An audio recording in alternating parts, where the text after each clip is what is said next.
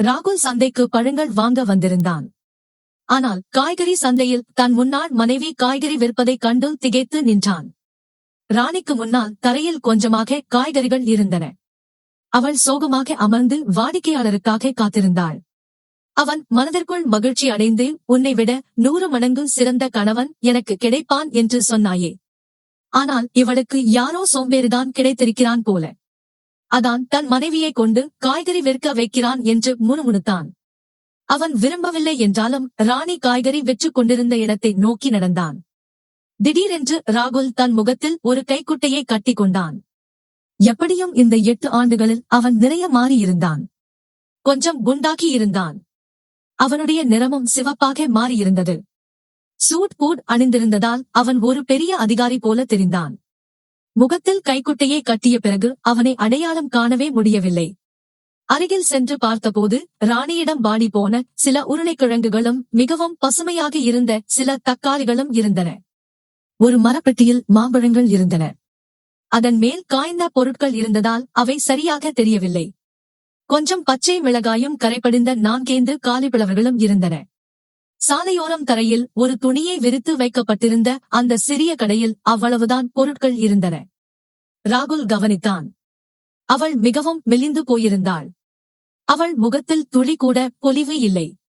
நிறமும் கருத்தி இருந்தது. ஒரு நிமிடம் அவள் ராணிதானா அல்லது வேறொருவரா என்று அவனுக்கு சந்தேகம் வந்தது. ஆனால் அவள் நெற்றியில் இருந்த பெரிய மச்சத்தை பார்த்த பிறகு அவள் ராணிதான் என்று அவன் உறுதி செய்து கொண்டான். ராணி நம்பிக்கையுடன் அவனை பார்த்தாள். பிறகு அவசரமாக, ஐயா, உங்களுக்கு என்ன வேண்டும் என்று கேட்டாள். பக்கத்தில் காய்கறி விற்றுக் கொண்டிருந்த ஒரு பெண்மணி இவளிடம் பழைய காய்கறிகள் தான் இருக்கின்றன. ஐயா, பிரஷ்க வேண்டுமானால் இங்கே வாருங்கள் என்றாள்.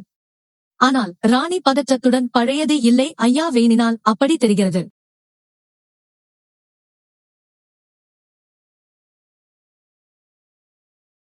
இன்று காலைதான் வாங்கினேன் என்றாள்.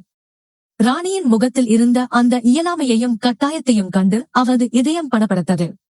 வாழ்க்கையின் 6 ஆண்டுகளை அவளுடன் கழித்திருந்தான். விவாகரத்து நடந்திருக்கலாம்.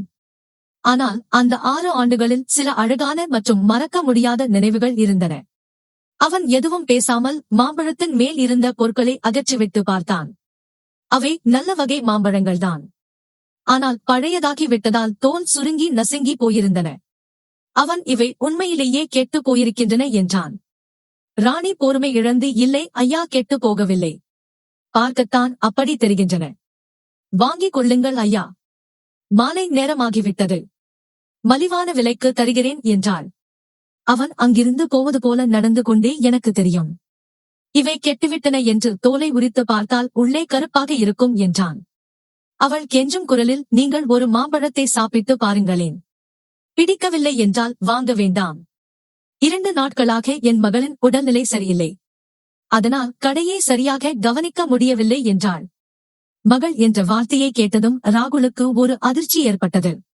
அவன் முன் தன் அன்பு மகளின் முகம் வந்து போனது. விவாகரத்தின் போது அவளை கடைசியாக பார்த்தபோது அவளுக்கு 4 வயது, இப்போது 12 வயது இருக்கும். பிரீத்தி ராணி ஒரு மாம்பழத்தை எடுத்து ராகுலிடம் நீட்டினாள். ஆனால் அவன் தன் மகளின் நினைவுகளில் மூழ்கியிருந்தான். மகளுக்கு உடல்நிலை சரியில்லை என்ற செய்தியை கேட்டதும் அவன் இதயம் ஏதோ உடைந்து சிதறுவது போல இருந்தது. இந்தாங்க ஐயா, சுவைத்து பாருங்கள் என்ற ராணியின் பேச்சை காதில் வாங்காமல் அவன் அவசரமாக எல்லா மாம்பழங்களையும் எடை போடு என்றான். அவள் ஆச்சரியத்துடன் அவனை பார்த்து, எல்லாவற்றையுமா என கேட்டாள். அவன் ஆம், எல்லாவற்றையும் எடை போடு என்றான். அவள் மகிழ்ச்சியுடன் எடை போட்டாள். 8 கிலோ மாம்பழம் இருந்தது. அவற்றை 2 பைகளில் போட்டு அவனிடம் கொடுத்துவிட்டு, 1 கிலோ 100 ரூபாய்க்கு விற்கிறேன். ஆனால் நீங்கள் 8 கிலோவையும் வாங்குவதால் கிலோ 80 ரூபாய் போடுகிறேன். மொத்தம் 640 ஆகிறது ஐயா. அந்த 40 ரூபாய் வேண்டாம், 600 ரூபாய் மட்டும் கொடுங்கள் என்றாள். அவன், உன் மகள் நோயாளி என்பதால் கிலோ 100 ரூபாய் என்ற கணக்கிலேயே காசை வாங்கிக்கொள் என்று கூறிவிட்டு 2 500 ரூபாய் தாள்களை கொடுத்துவிட்டு போகத் தொடங்கினான். ராணி பின்னால் இருந்து கூப்பிட்டு, கிலோ 100 என்றாலும் 800 ரூபாய்தான் ஆகிறது ஐயா. உங்கள் 200 ரூபாயை திரும்ப பெற்றுக் கொள்ளுங்கள் என்றாள். ராகுல் அங்கேயே நின்றான். ஆனால் எதுவும் பேசவில்லை. ராணி எழுந்து அவன் அருகில் வந்து, எனக்கு பிச்சை வேண்டாம் ஐயா, பிச்சை எடுக்கக்கூடாது என்பதற்காகத்தான் இந்த கடையை வைத்திருக்கிறேன் என்றாள். அவன் உன் கணவன் ஒன்றும் செய்வதில்லையா என கேட்டான். அவள் அந்த 200 ரூபாயை அவன் கையில் வைத்துவிட்டு கணவரிடமிருந்து 8 ஆண்டுகளுக்கு முன்பே விவாகரத்து ஆகிவிட்டது ஐயா என்றான். அவன் நடக்கத் தொடங்கினான். பிறகு நடந்து கொண்டே, உன்னை போன்ற சுயமரியாதை உள்ள பெண்ணுக்கு உன் கணவன் நிச்சயம் ஏதோ துரோகம் செய்திருப்பான். அதனால்தான் இந்த உறவு உடைந்திருக்கும் என்றான். அதற்கு அவள் பின்னால் இருந்து, இல்லை ஐயா, கணவர் நல்லவர்தான், காலம்தான் சரியில்லை என்றாள். அவனால் அதற்கு மேல் அங்கு நிற்க முடியவில்லை. வேகமாக தன் காரை நோக்கி சென்றான். அவன் பின்னால் திரும்பி பார்த்தான். ராணி தன் கடையை சுருட்டிக் கொண்டிருந்தாள். ஒருவேளை அன்றைய கூலி அவளுக்கு கிடைத்திருக்கலாம். அதனால்தான் இருட்டுவதற்கு முன்பே அவள் வீட்டுக்கு போய்க் கொண்டிருந்தாள். அவள் எங்கே வசிக்கிறாள் என்று தெரிந்து கொள்ள அவளுக்கு பின்னால் செல்ல ராகுல் விரும்பினான். அவனுக்கு பிரீத்தியை பார்க்க வேண்டும் என்ற ஆசையும் இருந்தது. அதனால் அவன் இதயத்தில் ஒருவித ஈர்ப்பு ஏற்பட்டது. விவாகரத்திற்கு பிறகு ராணி வேறொரு ஆணை திருமணம் செய்து கொள்ளவில்லை என்ற விஷயம் அவன் மனதை குத்தியது. அவள் மீதம் இருந்த காய்கறிகளை ஒரு பையில் வைத்துக் கொண்டு வீட்டை நோக்கி நடக்கத் தொடங்கினாள். ராணி தன்னை பார்த்து விடக்கூடாது என்பதற்காக ராகுல் அவளிடமிருந்து சற்று தூரம் தள்ளி பின்னால் நடந்து சென்றான். ராகுலின் மூளையில் ஒரு கேள்வி மட்டும் மீண்டும் மீண்டும் எழுந்து கொண்டிருந்தது. ராணி எப்படி திருச்சிக்கு வந்தாள்? அவளுடைய வீடு ஒரு தொலைதூர கிராமத்தில் அல்லவா இருந்தது. அங்கே அவளுக்கு 2 சகோதரர்கள் இருந்தார்களே.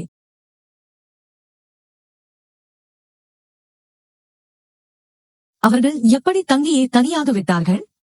விவாகரத்தின் போது அவர்கள் மிகவும் கொதித்தார்களே. கணவர் நல்லவர்தான் ஐயா, காலம்தான் சரியில்லை என்ற ராணியின் பதில் ராகுலுக்கு சற்றே ஆறுதலாக இருந்தது. அதாவது இன்றும் அவள் அவனை தவறாக நினைக்கவில்லை. திடீரென்று நடந்து கொண்டிருக்கும் போதே ராகுலின் உள்ளம் கனத்தது, கண்களில் கண்ணீர் துளிர்த்தது. நீங்கள் என் சுய மரியாதையை பாதுகாத்தால் போதும், மற்றபடி உங்களோடு இருந்து எதையும் நான் சகித்துக் கொள்வேன் என்று ஒரு இரவு ராணி சொன்னது அவனுக்கு நினைவுக்கு வந்தது. அவனால் அவளுடைய சுய மரியாதையை பாதுகாக்க முடியாமல் போனது. ராகுலுக்கு முன்னால் அவரது அண்ணி ராணியை கேவலப்படுத்தும் போதெல்லாம் அவன் அமைதியாக நின்று கேட்டுக் கொண்டிருப்பான். ராணி மிகுந்த சுயமரியாதை கொண்டவள். தவறு செய்யாமல் தலை குனிவது அவளுக்கு சிறிதும் பிடிக்காது. அதனால்தான் அவள் தன் பிறந்த வீட்டிற்கு சென்றாள். அதன் பிறகு அண்ணியின் பேச்சை கேட்டுக்கொண்டு ராகுல் அவளுக்கு விவாகரத்து நோட்டீஸ் அனுப்பினான். அந்த உறவையே முறித்துக் கொண்டது அவன் செய்த 2வது தவறு. அவன் தன் அண்ணன் மற்றும் அண்ணி மீது மிகுந்த மரியாதை வைத்திருந்தான். அதனால் மனைவியை விட அண்ணியை தான் அதிகமாக நம்பினான். ராணியுடன் அவனது வாழ்க்கையின் முதல் 4 ஆண்டுகள் மிகவும் நன்றாகவே கழிந்தன. ஆனால் 5வது ஆண்டில் சண்டைகள் தொடங்கின. அண்ணி எதற்காவது பிரீத்தியை அறிந்துவிட்டால் அது ராணிக்கு சிறிதும் பிடிக்காது. இந்த விஷயத்தில்தான் சண்டைகள் அதிகமாகின. சண்டைகள் மற்றும் மனஸ்தாபங்கள் காரணமாக ராணி தனி குடித்தனம் போகும்படி வற்புறுத்தினாள். ஆனால் இது ராகுலுக்கு சிறிதும் பிடிக்கவில்லை. ராகுலின் அண்ணனும் அண்ணியும் பூர்வீக கடையை பிரிக்க விரும்பவில்லை. அவர்கள் எல்லாவற்றையும் தாங்களே அபகரிக்க நினைத்தார்கள். ராகுல் தன் அண்ணனுடன் சேர்ந்து கடையில் சமமாக உழைத்தான். ஆனால் அவனுக்கும் ராணிக்கும் பணம் தேவைப்படும் போது அன்னையிடம் கேட்டுத்தான் வாங்க வேண்டி இருந்தது. இது ராணிக்கு பிடிக்கவில்லை. இப்போது ராணி ஒரு மருந்தகத்தில் சில மருந்துகளை வாங்கிக் கொண்டு ஒரு தெருவிற்குள் சென்றாள்.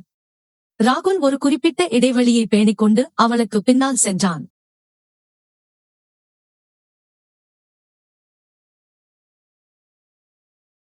நடந்து கொண்டே அவர்கள் நகருக்கு வெளியில் இருந்த ஒரு குடியிருப்பு பகுதிக்கு வந்தார்கள்.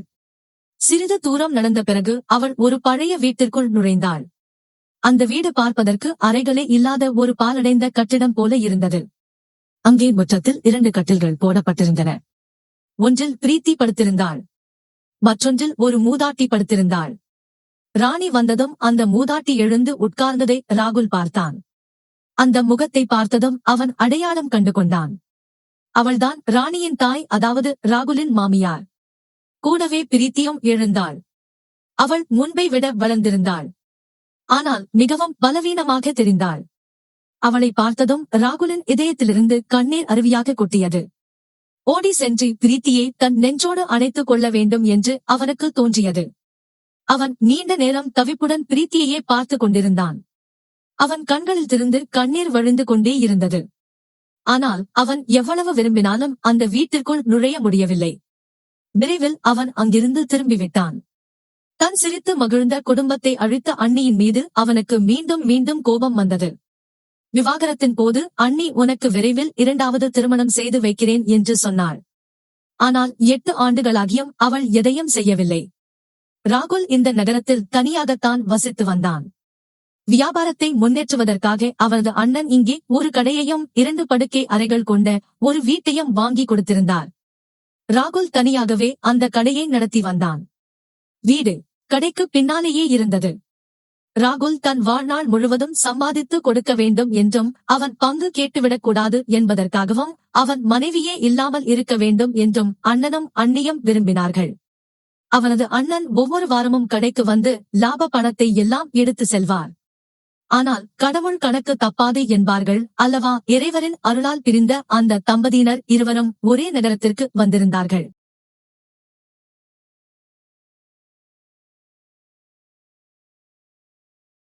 இதுவரை இருவரும் 2வது திருமணம் செய்து கொள்ளவில்லை.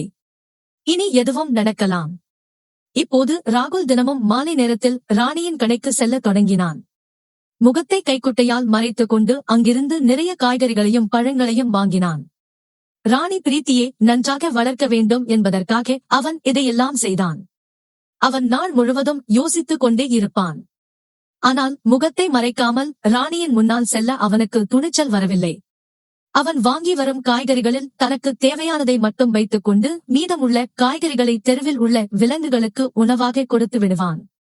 சில நாட்களுக்கு பிறகு ராகுலின் அண்ணன் கணக்கு பார்ப்பதற்காக கடைக்கு வந்தபோது சேமிப்பு பணம் எல்லாம் எங்கே என்று கேட்டார். ராகுல் எல்லாம் செலவாகிவிட்டது அண்ணா என்றான். அண்ணன் கோபத்துடன் இவ்வளவு பெரிய தொகையை எங்கே செலவு செய்தாய் என்று கேட்டார். ராகுல் தைரியத்தை வரவழைத்துக் கொண்டு வேலை இருந்தது செலவு செய்துவிட்டேன் என்றான்.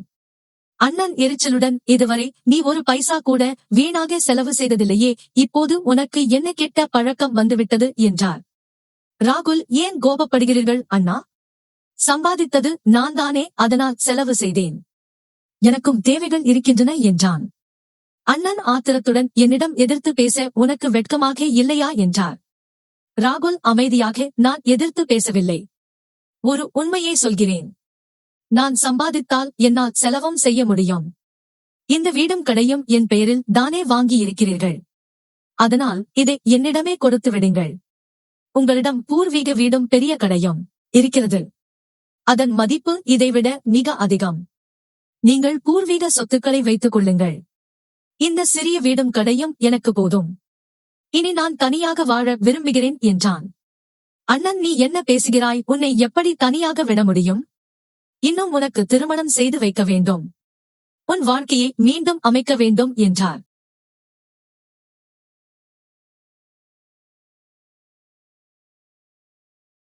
ராகுல் இனி என் மீது போய் அக்கறை காட்டுவதை நிறுத்துங்கள்.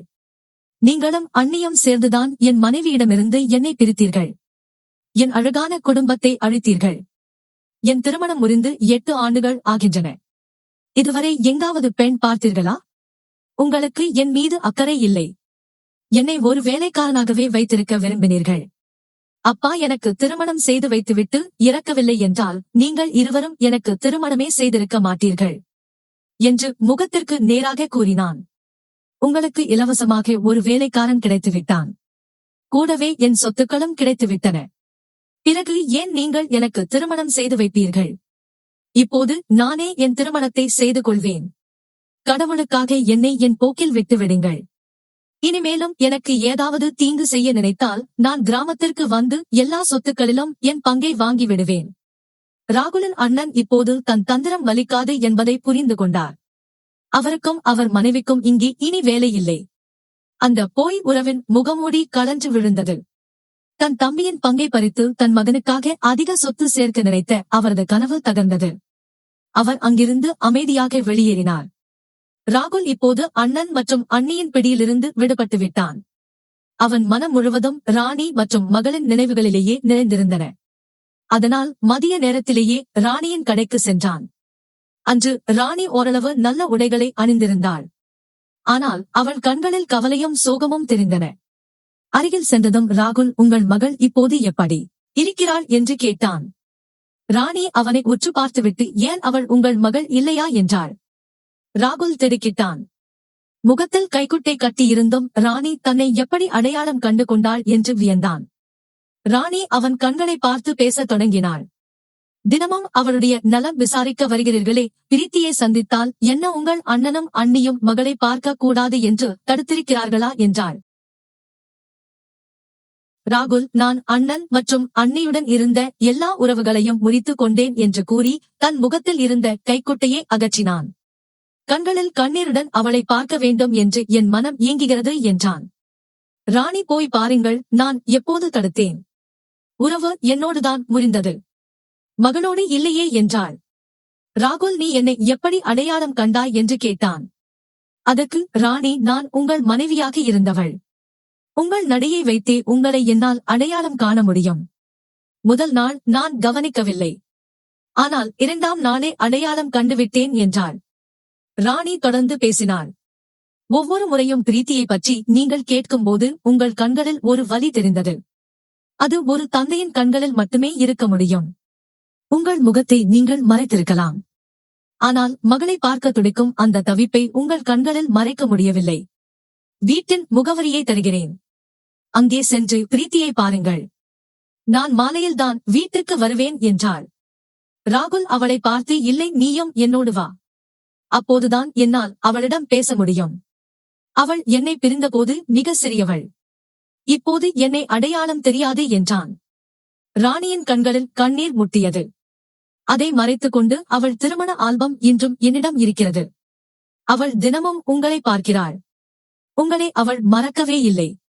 பார்த்த உடனேயே அடையாளம் கண்டு கொள்வாள் என்று ராணி கூறினாள். அவன் கெஞ்சும் குரலில், இல்லை, நீ என்னுடன் வா, உன்னோடு சேர்ந்துதான் நான் அவளை சந்திக்க விரும்புகிறேன் என்றான். அதற்கு ராணி, ஏன் ஏழையின் வயிற்றில் அடிக்கிறீர்கள்? இது வியாபாரம் நடக்கும் நேரம். நான் உங்களோடு வந்தால் வியாபாரம் கெட்டுவிடும், ஒரு பொருளும் விற்காது என்றாள்.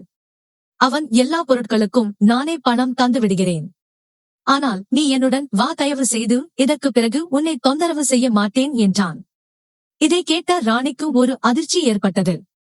அவள், ஏன் உங்கள் இரண்டாவது மனைவி இங்கே வரக்கூடாது என்று சொல்கிறாரா என கேட்டாள். அவன் சோகமான மனதுடன், நான் இரண்டாவது திருமணம் செய்து கொள்ளவில்லை என்றான்.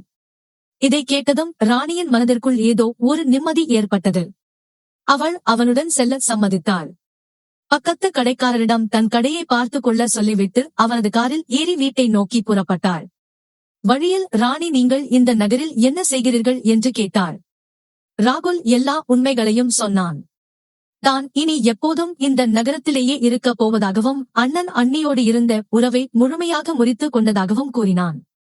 இந்த உறவு முன்னரே முறிந்திருந்தால் இன்று நாம் இருவரும் ஒன்றாக இருந்திருப்போம். நமக்கு விவாகரத்து நடந்திருக்காது. அண்ணன் அண்ணியால் தான் நம் வாழ்க்கை சீரழிந்தது என்று அவள் நினைத்தாள். ராகுல், நீ எப்படி இங்கே வந்தாய் என்று கேட்டான்.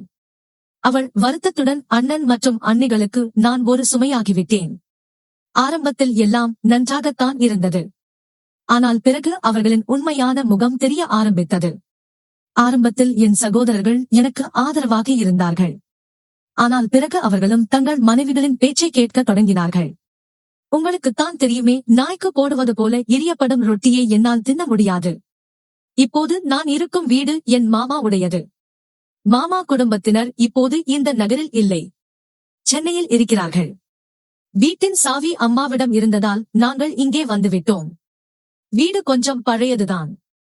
நாங்கள் வாடகை கொடுக்க வேண்டியதில்லை என்பதால் இங்கேயே தங்கியிருக்கிறோம். அவன் தயக்கத்துடன், ஒரே ஒரு விஷயம் சொல்லவா என்று கேட்டான். அவள் என்ன என்றாள். அவன் பயந்து கொண்டே, இன்றும் என் நினைவு உனக்கு வருகிறதா என்று கேட்டான். ராணி பதில் சொல்லாமல் முகத்தை திருப்பிக் கொண்டாள். ராணியின் கண்களில் கண்ணீர் வழிந்ததை ராகுலால் பார்க்க முடியவில்லை. அவள் ஜன்னல் வழியாக வெளியே பார்த்து கொண்டே, இப்போது யாருடைய நினைவும் வருவதில்லை. காலை முதல் மாலை வரை அன்றாட உணவிற்கு என்ன செய்வது என்ற கவலை மட்டுமே இருக்கிறது. அதிலேயே நாள் முடிந்து விடுகிறது என்றாள். அவளது பதிலை கேட்டு ராகுல் ஏமாற்றமடைந்து வழி நெடுகிலும் அமைதியாக வந்தான். ராணி வழி சொல்லிக் கொண்டே வர அவன் காரை செலுத்தினான். தான் ஏற்கனவே அவளை பின்தொடர்ந்து இங்கே வந்திருக்கிறான் என்பதை அவன் ராணிக்கு தெரியப்படுத்தவில்லை. வீட்டிற்குள் நுழையும் போது ராகுலின் இதயம் தவித்தது. ஏனென்றால் வீட்டின் நிலைமை அவ்வளவு மோசமாக இருந்தது. சுவர்களில் பூச்சுக்கள் பெயர்ந்து பலவீனமாக காணப்பட்டன. ராணி முன்னால் சென்று அறைக்கு அருகில் நின்றபடி பிரீத்தி பார், உன்னை பார்க்க யார் வந்திருக்கிறார்கள் என்றாள். பிரீத்தி இப்போது குணமடைந்திருந்தாள். அவள் வெளியே வந்து அவனை பார்த்தாள். ராணியின் தாயும் வெளியே வந்தார். பிரீத்தி தன் பெரிய கண்களால் அவனை உற்று பார்த்தாள். ஆனால் ராகுலன் அருகில் வரவில்லை. அவள் ஓடி சென்று தன் அம்மாவை கட்டிக்கொண்டாள். ராணி பயப்படாதே செல்லமே, இவர் உன் அப்பா என்றாள். அதற்கு பிரீத்தி, அப்பாவா? ஆனால் இவர் கெட்ட அப்பா. இவர் உங்களை நிறைய அலை வைத்திருக்கிறார் என்றாள். பிரீத்தி இப்போது வளர்த்து விட்டதால் அவளுக்கு எல்லாம் புரிந்தது. ராகுல் எதற்கு பயந்தானோ அதுவே நடந்தது. அதனால்தான் அவன் ராணியை தன்னுடன் அழைத்து வந்திருந்தான். ராகுல் தயக்கத்துடன் தன் மாமியாரின் கால்களை தொட முயன்றான். ஆனால் அவர் 2 அடி பின்வாங்கி, எங்களிடமிருந்து தள்ளியே இருங்கள். நமக்குள் இப்போது எந்த உறவும் இல்லை. அதனால் காலில் விழ வேண்டிய அவசியமில்லை என்றார். ராகுல் தரையிலேயே அமர்ந்து கொண்டான். கண்களில் கண்ணீருடன் தன் 2 கைகளையும் விரித்து மகளை வருமாறு அழைத்தான்.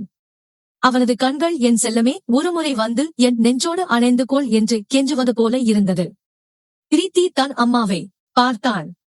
ராணி ஜாடையால் செல்லும்படி கூற அவள் ஓடி சென்று தன் தந்தையை கட்டிக்கொண்டாள். ராகுலுக்கு இது சொர்க்கத்து சுகத்தை விட குறைவாக தோன்றவில்லை. அவன் விம்மி விம்மி அழத் தொடங்கினான். அழுது கொண்டே, என்னை மன்னித்துவிடு என் கண்ணே. என் வாழ்க்கையின் முடிவுகளை நானே எடுக்க மிகவும் தாமதம் செய்துவிட்டேன். இல்லை என்றால் இன்று நீயும் உன் அம்மாவும் என்னோடு இருந்திருப்பீர்கள் என்றான். பிறகு அவன் பிரீத்தியை தூக்கிக் கொண்டு காரின் அருகில் சென்றான். காரின் டிக்கியை திறந்து பார், உனக்காக நான் என்ன கொண்டு வந்திருக்கிறேன் என்றான். ஒரு பெரிய பையில் நிறைய பொருள்கள் இருந்தன. அந்த பை நிறைய சாக்லேட்டுகள், பிஸ்கட்டுகள், பொம்மைகள் மற்றும் துணிகள் இருந்தன. அவன் ஒவ்வொரு பொருளாக எடுத்து பிரீத்தியிடம் கொடுக்க தொடங்கினான். ராணி அதை உற்று பார்த்து கொண்டிருந்தாள். அந்த பையில் இருந்து தனக்காகவும் ஏதாவது வெளிவரும் என்று அவள் இதயம் படபடத்தது. ஆனால் பை முழுவதும் காலியாகிவிட்டது. ராணிக்காக அதில் எதுவுமே இல்லை. அவன் தன் மகளுக்காக மட்டுமே இங்கே வந்திருக்கிறான் என்பதை ராணி புரிந்து கொண்டாள். இவ்வளவு பொருட்களை பார்த்ததும் பிரீத்தி மிகுந்த மகிழ்ச்சி அடைந்தாள். ராணி, இப்போது கிளம்பலாம். நான் கடைக்கு போக வேண்டும் என்றாள். ராகுல் பிரீத்தியின் தலையை மறுடி, நான் மீண்டும் வருவேன் செல்லமே என்றான். ராணி அமைதியாக அவரது அருகில் காரில் அமர்ந்து கொண்டாள். இருவரும் மௌனமாக இருந்தனர். மகளுக்காக இவ்வளவு வாங்கி வந்தாரே, என் மனதிற்காகவும் ஏதாவது ஒன்றை கொடுத்திருக்க கூடாதா? விவாகரத்து ஆகிவிட்டால் எல்லாம் முடிந்து விடுமா என்ன என்று ராணி நினைத்துக் கொண்டிருந்தாள். அவன் வண்டியை ஓட்டிக்கொண்டே, ஒன்று கேட்கவா என்றான். அவள் என்ன என்றாள். உனக்காக ஏதாவது கொண்டு வந்திருந்தால் நீ அதை வாங்கி இருப்பாயா என்று அவன் கேட்டான். ராணி அவனை ஓர கண்ணால் பார்த்துவிட்டு கொண்டு வந்திருந்தால் பார்த்திருக்கலாம். இப்போது அதை விடுங்கள் என்றாள். அவன் அவசரமாக கொண்டு வந்திருக்கிறேன். நீ வாங்கிக் கொள்வேன் என்று சத்தியம் செய், மறுக்கக்கூடாது என்றான். ராணியின் இதயம் வேகமாக துடிக்க ஆரம்பித்தது. கொடுப்பதற்கு இவ்வளவு தயங்கும் அளவுக்கு அப்படி என்ன பொருளை கொண்டு வந்திருப்பார் என்று அவள் யோசித்தாள். அவள் தன் பதற்றத்தை மறைத்துக் கொண்டு, சரி கொடுங்கள். இவ்வளவு ஆசையாக கொண்டு வந்த பிறகு எப்படி மறுக்க முடியும்? ஆனால் மறுமுறை ஏதாவது கொண்டு வந்தால் வாங்க மாட்டேன் என்றாள். ராகுல் தன் கையிலிருந்து ஒரு பொருளை எடுத்து கையை மூடிக்கொண்டு அவளிடம் நீட்டினான். ராணி துடிக்கும் இதயத்துடன் கையை நீட்டினாள். ராகுல் அவள் கையில் அந்த பொருளை வைத்தபோது அவள் மகிழ்ச்சியில் துள்ளி குதித்தாள். அது சாதாரண பொருள் அல்ல, அது ஒரு மாங்கல்யம். ராகுலின் இதயம் வேகமாக அடித்துக் கொண்டது. பதற்றத்தினால் அவன் காரை சாலையோரம் நிறுத்தினான். ராணி ஆச்சரியத்துடன், இது என்ன என்றாள். ராகுல் மறுத்து, விடாதே, இல்லை என்றால் என் இதயம் உடைந்துவிடும். மிகுந்த நம்பிக்கையுடன் இதை கொண்டு வந்திருக்கிறேன். என் எல்லா தவறுகளுக்காகவும் உன்னிடம் மன்னிப்பு கேட்டுக் கொள்கிறேன் என்றான். நான் ஒரு பெரிய முட்டாள். அதனால்தான் என் சொந்தக்காரர்களே என்னை ஏமாற்றி என் மனைவி மற்றும் மகளிடமிருந்து என்னை பிரித்து விட்டார்கள். உனக்கு என் உதவி தேவைப்பட்ட போதெல்லாம் நான் உன்னுடன் நிற்கவில்லை. ஆனால் இப்போது நான் சத்தியம் செய்கிறேன், உன் கையை இனி எப்போதும் விடமாட்டேன். இந்த உறவு என் மரணத்திற்கு பிறகுதான் பிரியும். நாம் மீண்டும் ஒரு புதிய உலகத்தை படைப்போம். அங்கே பிரீத்தியை நன்றாக வளர்த்து அத்தையின் முதுமையை பாதுகாப்போம். ராகுலின் இந்த பேச்சை கேட்டு ராணி சிலையைப் போல உறைந்து போனாள். அவளால் எதுவும் பேச முடியவில்லை. மௌனமாக அந்த மாங்கல்யத்தையே பார்த்து கொண்டிருந்தாள். ராகுல், ராணி, ராணி, நான் அதே ராகுல்தான். என் கையை தலையணையாக வைத்துக் கொள்ளாமல் உனக்கு தூக்கமே வராதே, நினைவிருக்கிறதா? தயவு செய்து மறுக்காதே. உன்னை இந்த நிலையில் என்னால் பார்க்க முடியவில்லை. உன்னை இப்படி பார்த்த நாளிலிருந்து நான் தினமும் அழுது கொண்டிருக்கிறேன் என்று கூறி அழத் தொடங்கினான். ராணி அந்த மாங்கல்யத்தை தன் கைக்குள் இறுக்கமாக மூடிக்கொண்டு விவாகரத்து பத்திரங்கள் என்னவாகும் எனக் கேட்டாள்.